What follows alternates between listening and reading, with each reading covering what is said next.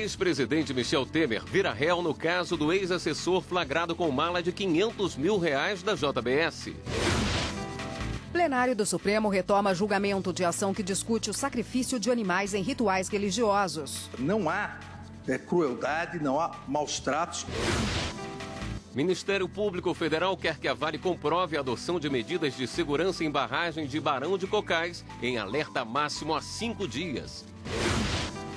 Mais de 130 pessoas são presas em mega operação para combater crimes de abuso e exploração sexual contra crianças e adolescentes na internet.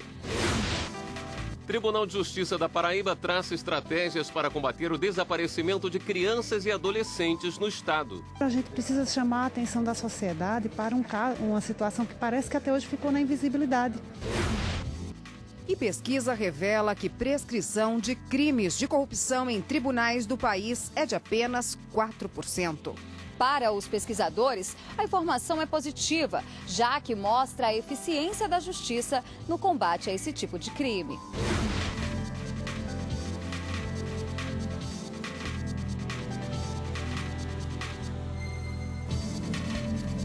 Olá, boa noite. Boa noite. O plenário do Supremo retomou hoje o julgamento de ação que discute o sacrifício de animais em rituais religiosos. Hoje também os ministros concluíram a votação sobre se os estados podem ou não criar o cargo de advogado para atuar dentro de autarquias e fundações públicas. Repórter Carla Lucena, ao vivo, tem os detalhes da sessão. Oi, Carla, boa noite. Olá, William. Boa noite para você, boa noite a todos. Olha só, sobre este caso que fala sobre a criação de cargo de advogados para atuar em autarquias e também em fundações públicas, o plenário do STF julgou 3 ações. Essas ações discutiam trechos das constituições dos estados do Alagoas, Roraima e também de Goiás. Este caso começou a ser julgado na sessão de ontem à tarde, quando falaram os advogados desses casos, e hoje o julgamento foi retomado com o voto dos 3 relatores, os ministros Luiz Roberto Barroso, Marco Aurélio e também Carmen Lúcia. Os ministros consideraram que os estados não podem criar esse tipo de cargo. Explicaram ainda que apenas pode existir nos estados os cargos de procuradores, tanto dos estados como também do Distrito Federal. E esses cargos são ligados às procuradorias. Vamos então acompanhar a reportagem sobre este tema. O primeiro caso julgado foi do estado de Roraima. Na ação da Associação Nacional dos Procuradores dos Estados e do Distrito Federal, a relatora, a ministra Carmen Lúcia, disse que os estados não podem criar o cargo de advogado para atuar em autarquias e fundações públicas. A ministra explicou que apenas pode existir o cargo de procuradores dos estados e do Distrito Federal. Foi uma luta muito grande se chegar a ter procuradorias de estado. As procuradorias eram tidas até relativamente período recente como órgãos dos governos, pior ainda, órgãos dos próprios governantes. E quem ocupavam esses cargos eram amigos desses governantes, que respondiam segundo o desejo e a conveniência dos administradores, não segundo o que determinasse a legislação ou o interesse público primário determinante. Assim também votou o ministro Luiz Roberto Barroso, relator da ação que questiona a Constituição de Goiás. Ela também criou esse tipo de cargo. O modelo estabelecido na Constituição Federal para as procuradorias dos estados é diferente do modelo que se admite para a representação judicial da União. O modelo para a representação judicial e consultoria nos estados é um modelo de unicidade, de órgão único. O ministro Marco Aurélio analisou a Constituição de Alagoas. Assim como os colegas, disse que os estados não podem ter advogados em autarquias e fundações. Chamou atenção apenas para as universidades. Não confiro ao artigo 207 da Constituição Federal no que versa a autonomia das universidades alcance a apanhar também a representação das universidades quando estejam estruturadas sob o ângulo de autarquia ou fundação. A decisão da Corte nos 3 casos foi unânime. À luz da unicidade orgânica da advocacia pública estadual, eu entendo que ela é incompatível com a criação desses órgãos jurídicos paralelos. Esta decisão não alcança situações anteriores. Isso é importante ressaltar, porque essas questões, essas situações já consolidadas não são atingidas por essa decisão que agora tomamos. E ainda na sessão plenária de hoje, os ministros concluíram o julgamento de um recurso que falava sobre o sacrifício de animais durante rituais de religiões de matrizes africanas. O caso chegou aqui ao STF depois que o Ministério Público do Rio Grande do Sul questionou uma decisão do TJ do Estado que considerou ser constitucional uma lei gaúcha que permitia o sacrifício desses animais durante esses rituais. O caso começou a ser julgado no ano passado, quando tivemos o voto do relator, o ministro Marco Aurélio. Ele considerou a lei constitucional, mas estabeleceu aí algumas condições para esse abate, como, por exemplo, não ter maus tratos e ainda que a carne desses animais seja consumida após os rituais. O ministro Edson Fachin também, no ano passado, pediu para adiantar o voto e, diferente do relator, ele considerou toda a lei constitucional e não estabeleceu aí nenhuma regra para esse abate. Foi então que o ministro Alexandre de Moraes pediu vista, ou seja, um tempo a mais para analisar este caso, e ele hoje então voltou com o voto dele. Vamos acompanhar. Tanto na Praça dos Três Poderes, na frente do STF, quanto dentro do plenário, vários representantes de religiões de matriz africana de todo o país acompanharam de perto o julgamento. O primeiro a falar foi o ministro Alexandre de Moraes, que pediu no ano passado para analisar melhor o caso. Hoje, ele disse que não se pode confundir os rituais de religiões com práticas de crueldade aos animais. O ritual não pratica crueldade, não pratica maus tratos. Várias, inclusive, aqui várias fotos, vários argumentos citados por alguns amicicuri no processo, juntando fotos de animais mortos e jogados em estrada, jogados em via pública, não tem nenhuma relação com candomblé ou as demais religiões de matriz africana. Em seguida, o ministro considerou que a lei do Rio Grande do Sul pretendia afastar o preconceito contra essas religiões e que não há inconstitucionalidade na norma. A sacralização dos alimentos, inclusive com os animais, a oferenda dos alimentos, inclusive com a sacralização de animais, faz parte, aí não há nenhuma dúvida, faz parte indispensável da ritualística mágica das religiões, da ritualística das religiões de matriz africana. De cara, impedir a sacralização seria manifestar claramente a interferência na liberdade religiosa. E quem está aqui para falar sobre a sessão de hoje no plenário do Supremo é a consultora jurídica da TV Justiça, Karina Zucolotto. Boa noite, Karina. Boa noite, Érica. Boa noite, Karina. Boa noite, William. Ainda sobre esse assunto do sacrifício de animais, após o intervalo, os ministros votaram, os demais ministros votaram também e chegaram a uma conclusão, né? Qual foi o placar? O placar foi de votação unânime, no sentido de que é constitucional e é possível que haja o sacrifício desses animais em rituais religiosos de matrizes africanas e outras religiões. O que não pode acontecer são os maus tratos e o sofrimento intenso que em razão desse sacrifício a esses animais. Então, com essas observações, os ministros, por votação unânime, concluíram que a lei do Estado do Rio Grande do Sul ela é constitucional e que apenas os excessos é que devem ser evitados, vamos dizer assim. Havia, nesse caso, nesse recurso extraordinário, duas alegações de inconstitucionalidade. Uma primeira que seria uma inconstitucionalidade formal, entendendo que o Estado não poderia legislar sobre o assunto e que foi afastada pelo plenário no voto do ministro Alexandre de Moraes e Roberto Barroso de forma bastante clara.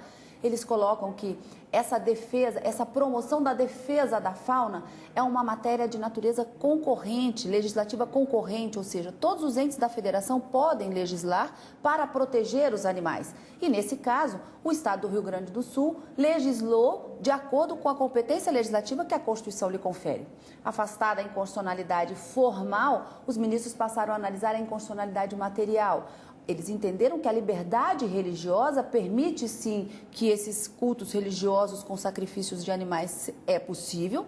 A Constituição não proíbe que a morte desses animais, mas que deve haver essa cautela para evitar os excessos. apenas o ministro Marco Aurélio, como a Carla salientou, condicionou esse sacrifício ao consumo da carne, o que não foi acatado pelos demais ministros na corte, entendendo, portanto, que a decisão do Tribunal de Justiça do Estado do Rio Grande do Sul foi acertada e que é constitucional essa legislação, não há nenhum retoque a ser feito. E, nesse sentido, acabaram julgando improcedente o recurso extraordinário que estava em julgamento na sessão de hoje. Ok, Karina, obrigado. Obrigada, Karina. Até a semana que vem. Até. O Ministério Público Federal em Belo Horizonte recomendou que avale, que adote medidas urgentes de segurança com relação à barragem de rejeito Sul Superior, localizada em Barão de Cocais, a cerca de 97 quilômetros da capital mineira. O objetivo é resguardar a segurança da população e preservar o patrimônio cultural da localidade. A barragem está em alerta máximo de rompimento desde a última sexta, quando foi acionado o nível 3 do plano emergencial. No dia 8 de fevereiro, a sirene de alerta já havia sido acionada com a retirada de 500 moradores da área. Desta vez, segundo a Defesa Civil de Minas Gerais, cerca de 6.000 pessoas podem ser afetadas caso a barragem se rompa. O MPF ainda exigiu que a Vale apresente projeto técnico de descomissionamento da barragem Sul Superior, com a mudança da deposição de rejeitos líquidos para a tecnologia de deposição a seco. E no próximo bloco, pesquisa mapeia a tramitação de processos de corrupção na Justiça. A pesquisa encomendada pelo CNJ investigou o percurso de casos de corrupção em 8 tribunais brasileiros.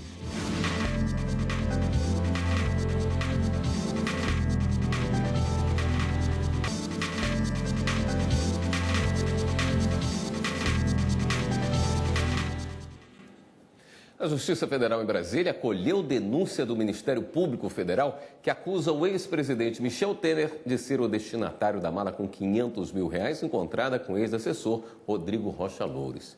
Berenice Leite tem os detalhes dessa decisão para a gente. Oi, Berenice, boa noite.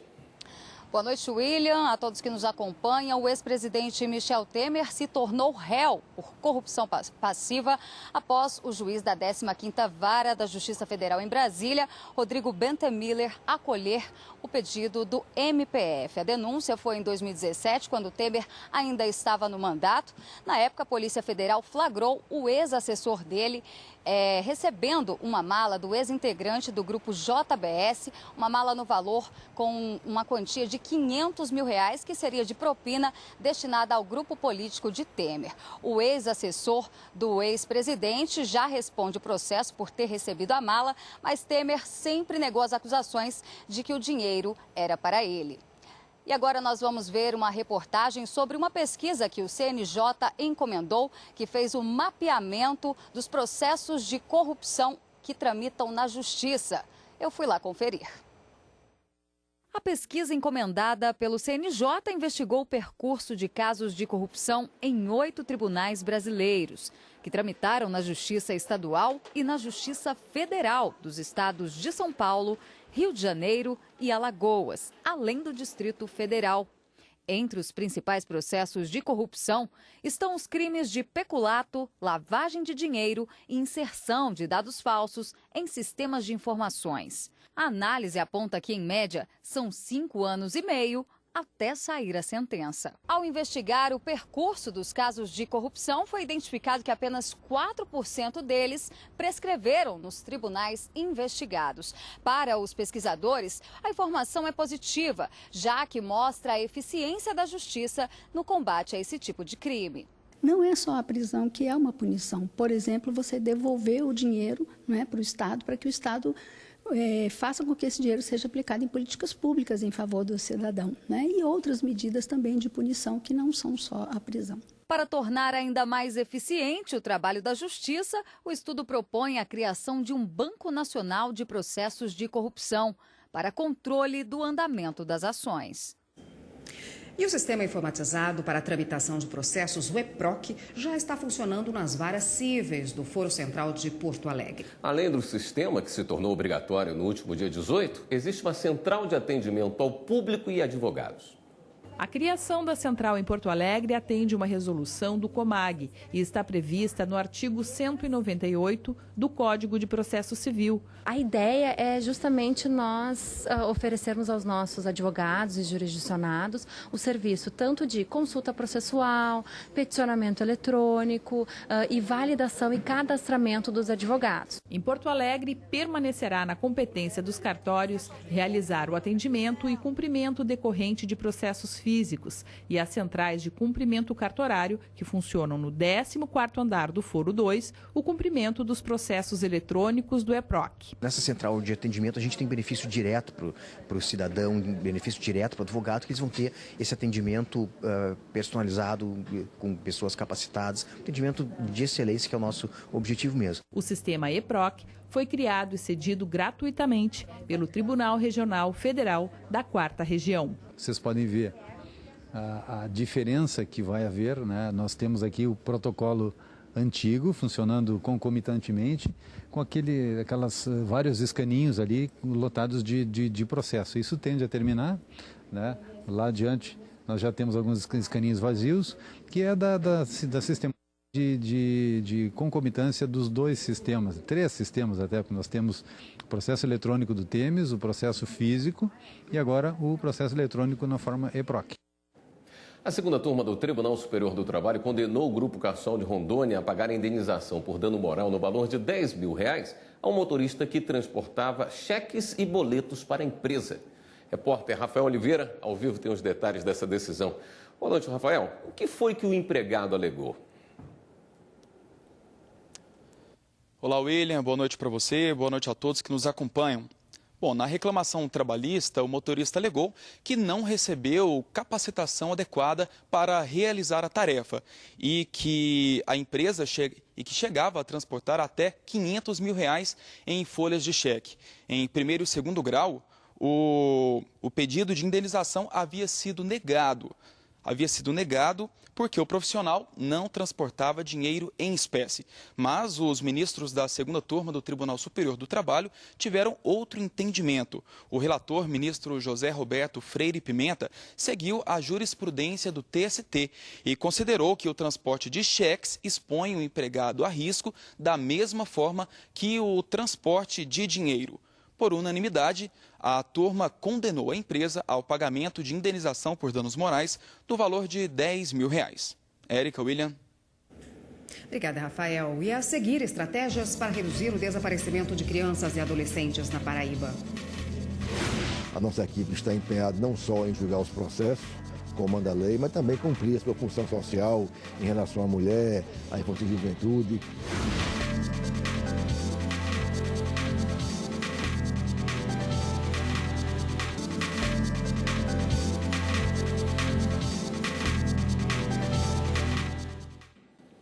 Pelo último levantamento divulgado, 137 pessoas foram presas hoje na Operação Luz da Infância, deflagrada pela Polícia Civil em todo o país. É uma mega operação para prender suspeitos envolvidos em crimes de abuso e exploração sexual contra crianças e adolescentes na internet. A ação foi coordenada pelo Ministério da Justiça e Segurança Pública com o objetivo de cumprir 266 mandados de busca e apreensão. Na mira dos policiais, material digital ilícito nos 26 estados e no Distrito Federal. Só em São Paulo foram presas 48 pessoas e cumpridos 92 mandados. O ministro Sérgio Moro ressaltou a importância de ações como esta para o combate ao crime. A gente manda um recado claro: esse tipo de crime não pode ser tolerado. É um crime grave que atinge e vulnera o que a gente tem de mais valioso na nossa sociedade, que são as crianças e os adolescentes. Ainda de acordo com o ministro Sérgio Moro, os suspeitos foram identificados após uma varredura na internet feita por técnicos do Laboratório de Inteligência Cibernética da Secretaria de Operações Integradas. Houve também colaboração da Embaixada dos Estados Unidos no Brasil, em Brasília, que ofereceu cursos e capacitações que subsidiaram as fases da operação. O Tribunal de Justiça da Paraíba traça estratégias para combater o desaparecimento de crianças e adolescentes no estado. Segundo dados estatísticos, nos últimos 2 anos, 101 crianças e adolescentes desapareceram na região metropolitana de João Pessoa. O enfrentamento e a prevenção ao desaparecimento infantil foram assuntos tratados durante uma reunião na presidência do TJPB. Durante o encontro, foi instituído um grupo de trabalho envolvendo as instituições presentes, bem como a criação de um comitê de prevenção e cooperação no combate ao desaparecimento de crianças e adolescentes. A nossa equipe está empenhada não só em julgar os processos, como manda a lei, mas também cumprir a sua função social em relação à mulher, à infância e juventude. E essa ideia dessa campanha e desse ato proativo é mais uma vontade nossa de contribuir com a sociedade. Os tipos de desaparecimentos mais comuns são o desaparecimento involuntário e o desaparecimento forçado. De acordo com a ONU, 70% das vítimas no mundo são meninas e mulheres, que por muitas vezes acabam sendo vítimas também do tráfico de pessoas e da exploração sexual. Não é um trabalho somente do Conselho de Medicina, não é um trabalho apenas do Tribunal de Justiça da Paraíba. É um trabalho da nossa sociedade. É possível que com uma iniciativa como essa a gente possa, de fato, ajudar as famílias que têm uma perda tão significativa quanto essa. Representando o Ministério Público, a promotora de justiça Elaine Alencar deu ênfase à importância da participação popular e criação de um cadastro único de cruzamentos de dados. Primeiro, a gente precisa chamar a atenção da sociedade para uma situação que parece que até hoje ficou na invisibilidade. E, num segundo momento, efetivamente fazer o enfrentamento dessas situações.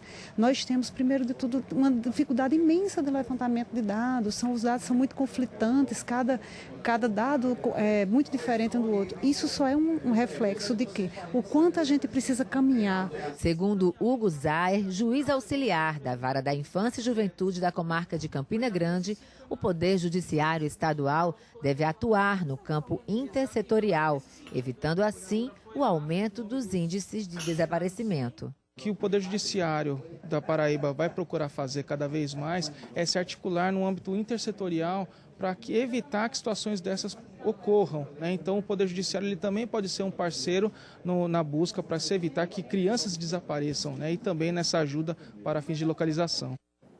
No Link CNJ de hoje, você vai ver como funciona a ouvidoria do CNJ e como o cidadão pode ter acesso a este serviço.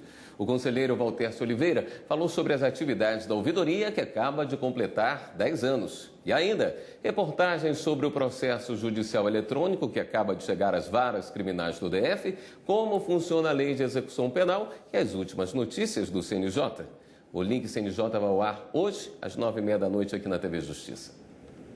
E agora vamos dar um giro na rede para saber das últimas notícias.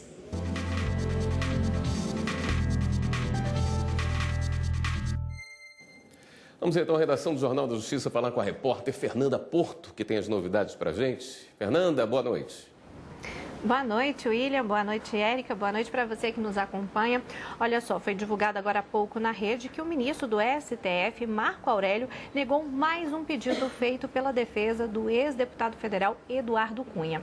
Dessa vez, o pedido foi para suspender a ação penal que tramita na Justiça Federal do Rio Grande do Norte e envolve denúncia de lavagem de dinheiro em repasses ilegais de esquema de corrupção na Caixa Econômica Federal. Na decisão, o ministro não verificou ilegalidade para suspender o processo. E a Justiça Federal determinou que a Companhia Siderúrgica Nacional e a empresa Ascos Metals paguem multa diária no valor de R$20 mil e R$5 mil, respectivamente, por descumprimento de liminar que determinava medidas para corrigir poluição do ar e impactos na saúde da população de Volta Redonda, no Rio de Janeiro. A medida foi imposta há mais de 4 meses, depois que foi constatado que as empresas são responsáveis por rejeitos que estão nas margens do rio Paraíba do Sul. As multas serão aplicadas a partir do momento que as duas empresas forem notificadas da decisão judicial. Já em Pernambuco, o Ministério Público Federal expediu recomendação aos diretores do Departamento Nacional e Regional do SESI e do SENAI para que sejam seguidas normas para a concessão de patrocínios e licitação. O objetivo da medida é que os contratos que vão ser firmados sigam padrões determinados na lei. E agora há pouco, para finalizar o giro, em Santa Catarina, a Justiça aceitou denúncia contra 17 acusados de participação no esquema da máfia da merenda, em Palhoça, na Grande Florianópolis. As investigações apontam que a merenda fornecida era de má qualidade, em proporções pequenas e ainda era cobrada 2 vezes nas despesas públicas. E você em casa quer rever alguma de nossas reportagens? Para isso é muito fácil, é só você entrar no nosso canal no YouTube, digita lá TV Justiça Oficial. Érica, William.